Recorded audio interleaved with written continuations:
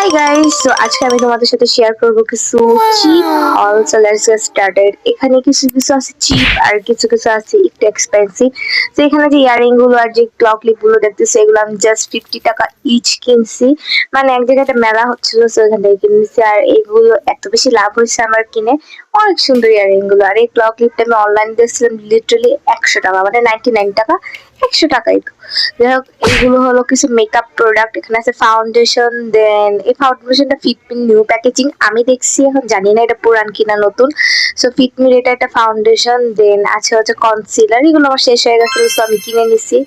দেন একটা পাউডার, দেন একটা লাইনিজেল lip balm.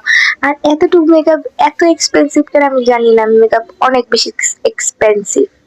এখানে লিটারালি 1000 প্লাস এর প্রোডাক্ট আছে, সো এটা আমি এখান থেকে সরায় রাখি। আর এই ঝুমকাটা দেখে একটা আমার গানের কথা মনে পড়ে গেল।